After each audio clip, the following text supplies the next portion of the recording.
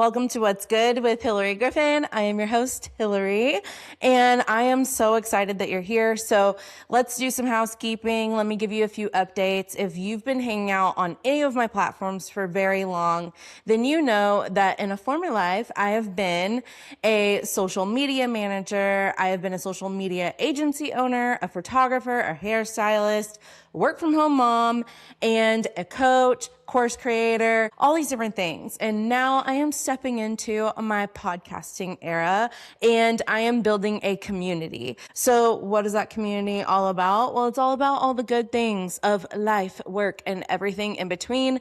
And so that's the things that we're going to be covering on this podcast. So we're going to have conversations, interviews, more and more things coming that I've never done before in the podcasting world. And I'm so excited that you are here to hang out with me. So before we get into the regular programming of episodes, I wanted to take a time to allow this first episode to be about just where I'm at right now. So over the last 10 years, I have been in the online entrepreneurship world. And like I just listed off, I have done so many different things, from influencer partnerships to being a co-coach inside of other people's programs and all these different things. I have learned a lot of hard lessons, and then I've learned things that I would share over and over again as advice. But one of the biggest things that I have learned that I am stepping into now that I even hesitate to share is I have learned that all of this is more about who we're becoming than some destination that we're trying to get to.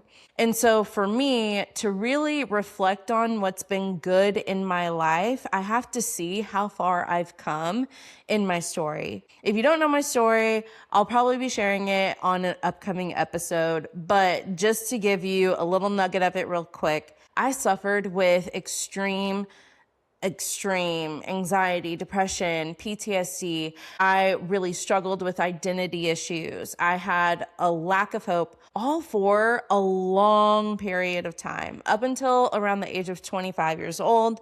At that point, I went through some life-changing events that completely flipped my world upside down. I was really embraced by the radical love of Jesus. And that completely changed not just the way that I saw myself, but the way I viewed the world and how I engaged with it. So since then, I have been on a journey of pursuing what I felt like were callings and building a life with my family and things like that. And now I'm in a phase of life where I'm approaching 40.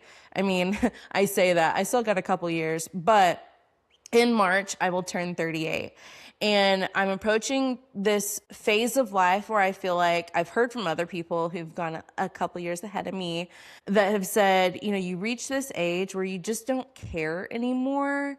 And I don't know about you, but I have struggled with being somebody who cares on a chronic level. I care to the point of getting sick, of not being well. Okay. So it's not even that I've been a people pleaser. It's that I care so much where I have taken things on. Now, when you do that for a set of years, let's say the last decade of my entrepreneurship journey, say I've been doing that and I've been taking on different things and stuff like that, you kind of lose yourself in between all that, especially if you are raising babies and all of that stuff. So, and then navigating marriage and everything. So for me, I feel like I'm finally getting to this place where I'm okay, this is who I am. It's actually totally okay. I am not yet where I want to be. That's fine too. And here's my stances, my opinions. Here's what I want. Here's what I want absolutely nothing to do with.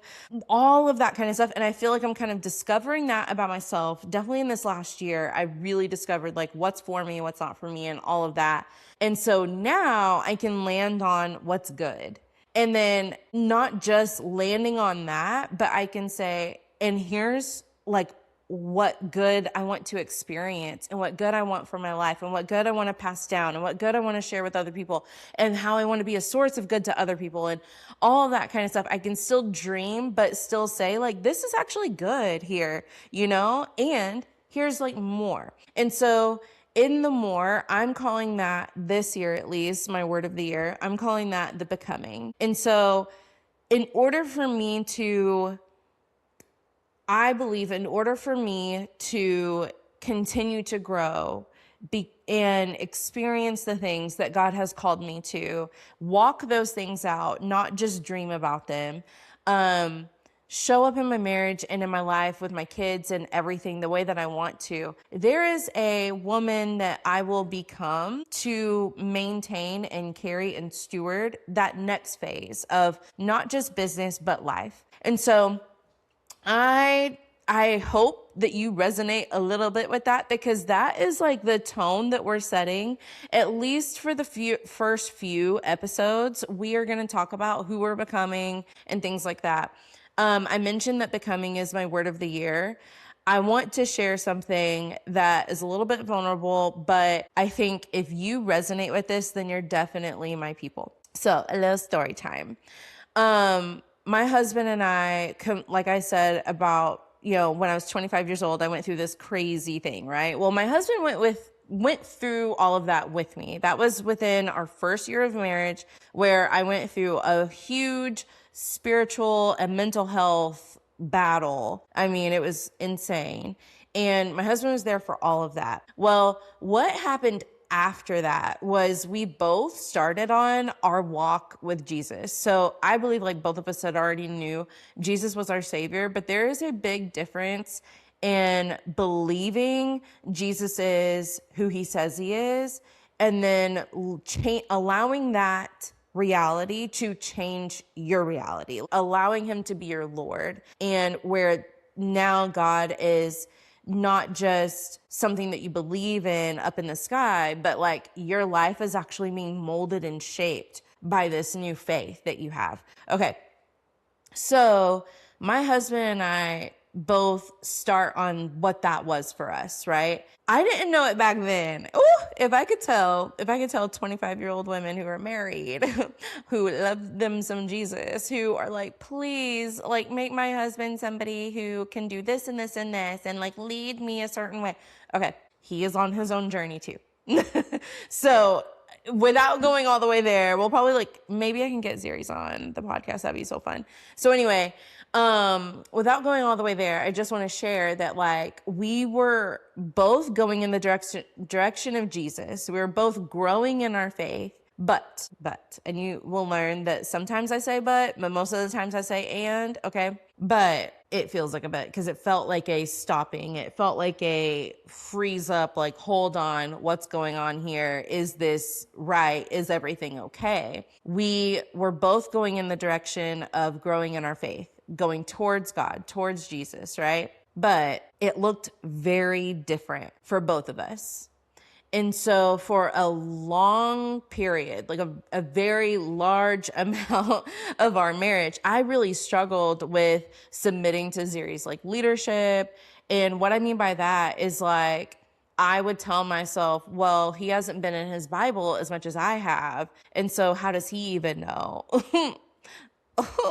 Y'all, listen, I've been saved, but it's only been for a little while. Kidding. Not kidding, but kind of kidding. So I would convince myself that it was me and God, and not so much that I needed to follow anything that Zeri said. I honestly didn't have respect for him in that area that I wish I would have had. And honestly, and I wish, some things were a little different back then just between the two of us. I have always said my marriage is always under construction. And to be honest too about this, I wouldn't be talking about these things right now if this wasn't something that we had already worked massively through, okay? So we're well beyond what this sounds like. And that's why I want to bring it back to my word of the year. But back then, I had a really hard time following his lead because I didn't know where the lead was coming from, and I had a lot of pride in that area because I went through something so traumatic that it did really feel like it was just me and God. Part of my story is I was in mental institutions for a summer, in and out of a couple of them, or 3 of them. And so it was very like when I was gone and I was in the hospital, it was very like me and God and then my crazy, you know? And so for me, I went through this time period where I had to learn to trust myself again. I had to learn to trust Ziri. I had to learn to let go of like things will be okay and you're still safe.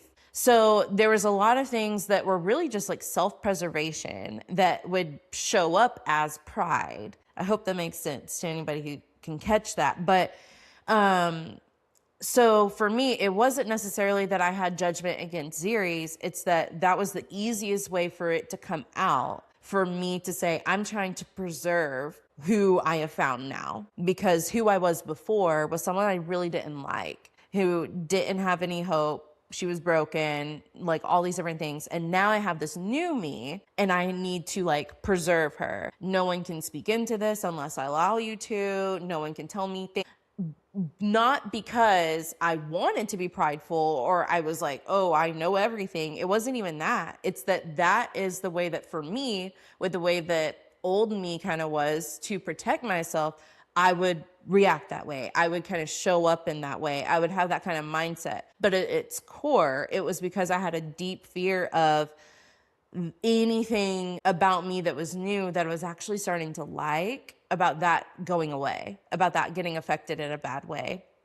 And so who would I be to pass that off to my husband or to really anybody but God? So anyway, so I went through several years of dealing with this. Now, Ziri's had his struggles with me at that time too, because for him, he felt like I came off like a know-it-all, you know, like I came off as holier than thou and, you know, that kind of stuff. And even though we both independently had these struggles, we both rightly could be bothered by some of what we were dealing with each other. And so we went through a lot of counseling. We went through, you know, connecting with people that we trust, that believe the things that we believe about marriage, about God, all of that.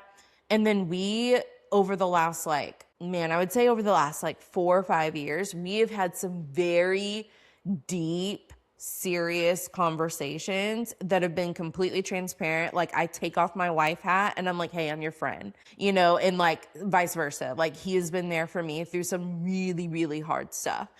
And so through all of that, you know what that does? Like those hard times, I look back and, okay, I'm not going to get emotional. Good gravy. It's the first episode and we're talking about what's good. Like, why would I cry? Okay. Okay.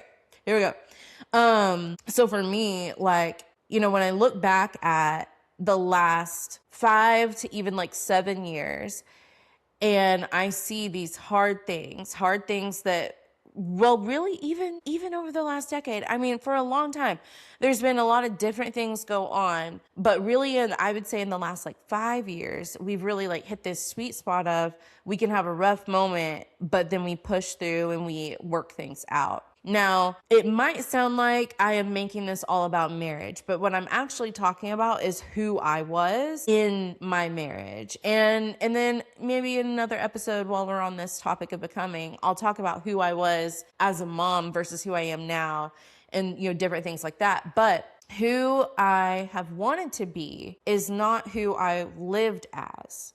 And that's a part of who I'm becoming now. So I wanted to be a woman who could freely let things go, not care so much, trust others with what was sacred to me, be safe, and allow people in a deeper kind of way. And so looking back at some of the hard things that Ziri's and I have gone through over the last 5 to 7 years, some of that stuff was so hard that we had these really transparent, really honest conversations. And then that led to trust building. Like his transparency to say, yeah, this or this or this, or me to say, hey, this is what I'm thinking about, you know, those kinds of things being so hard, you know, really rough things that we've gone through in our marriage, to have transparent, all bets off, just be real conversations turned into, well, you know what? I trust you a little more now, you know, because we've been so honest with each other, radically honest with each other. And so anyway, so relationally this last year, we've of course have had like these hiccups and things like that, but relationally in just this last year, I experienced some changes and things with relationships where it led me to a place of, oh my gosh, I have to grieve what I thought life would look like by this point. When it came to friends, when it came to family, like all of that, I had to go through a process of truly like grieving what I thought things were going to be, and that it just flat out was like, this is not what it is.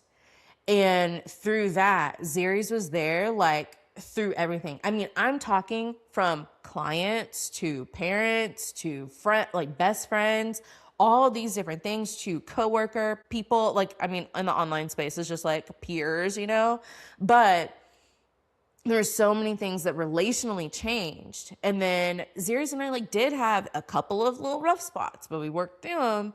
And then he was there for me through so many of these other really hard things that I went through, that it, again, built that trust to the point where I could look at him now and I'm like, dang, wow, like you really do have my back. Like this is, now I know it might be crazy because we've been married for like years and someone would think, didn't you think that he had your back?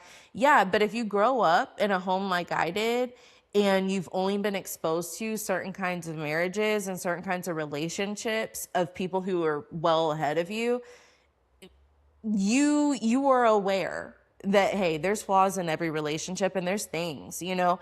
And so for me, that really built a ton of trust there, where I was able to just like let my guard down, feel safe, and like allow him to speak into things way more. So it's one thing for me to know he had my back. It's another thing to trust when he speaks into me, he's speaking from a place of wisdom. Because like I said in the beginning, in the very first parts of our marriage, things were not good. Things were rough. I was going crazy. It was really hard. I found myself after meeting Jesus, and then I was like, oh, I gotta protect me, you know? And so I didn't trust that Zeres had wisdom to really speak into me. I felt like he had like what we would call like a worldly wisdom, not a wisdom that would come from God. And now I'm like, oh no, God put this man in my life for a reason. You know what I mean? And so anyway, so fast forward to the beginning of the year, this year. So here we are at the end of January, and while I'm recording this, and I'm thinking, man, you know, we just got home from a cruise, and I don't know if I really have my word of the year yet. And it's this whole thing.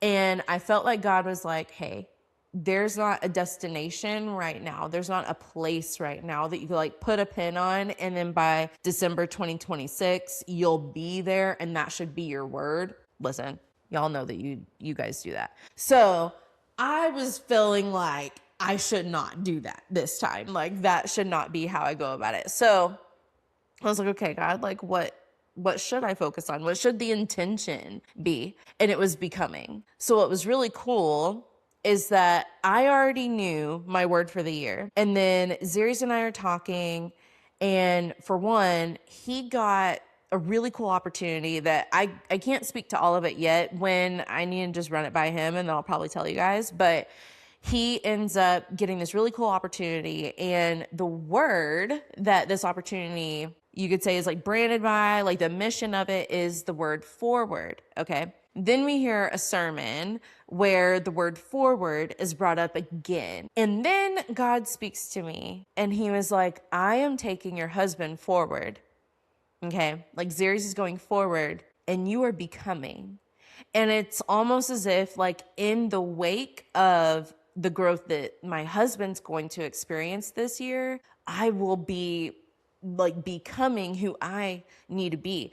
Not for the sake of like what he has going on, but it was like God was saying like, hey, like you can rest and you can focus on like, who do you want to become? Because he's leading. And like, look at like where you guys are now. And so anyway, I share that whole story for you because I think sometimes when we think about like the beginning of the year, we think of goal setting, we think of, you know, picking a word of the year and an intention of the year, whatever. We can get caught up in kind of isolating ourselves, especially if you are a member of the Good Work Club. If you don't know what that is, you're going to find out soon. But we can be people, ladies, listen up. If you're ambitious entrepreneurs who work from home and you're like, I need to build my thing. Okay, hear me on this. We can isolate ourselves and be like, this is what I want to do with my life. And this is what blah, blah, blah. And I feel like this is what I'm supposed to do. And you have all of that getting built. And then you look over at your husband, you look over at your family, and you're like, yeah, I'm doing this like for you guys, or like to help financially or whatever. And sometimes those things can feel very separate. What I'm saying is that pause if you're doing that and ask God, like, is that really what you're saying to me for this year? Because for me, this is the very first time where I've had a word of the year that doesn't feel isolated off in a silo for me to figure out and work on and focus on and stuff like that by myself. It doesn't feel like that. This year, it feels like as a family unit, we're going to be all going forward. Zeres is leading the way, and I am becoming who I need to be for whatever it is that God is calling me into and all of that. So anyway, I wanted to share that because, like I said, this is going to be setting the tone for the podcast for the first few episodes. What will be coming up here on What's Good is I will be doing interviews. I'll have in-person interviews and then some that I do virtually. We may take this thing on the road, who knows? But for right now, I know that What's Good, this is the starting point. It is imperfect. It is completely just me, raw, sharing my raw thoughts and everything and sharing what I think is good. And then asking you, what's good in your life right now? Please send me a DM, let me know. And then let's talk about it on a future episode. That would be amazing.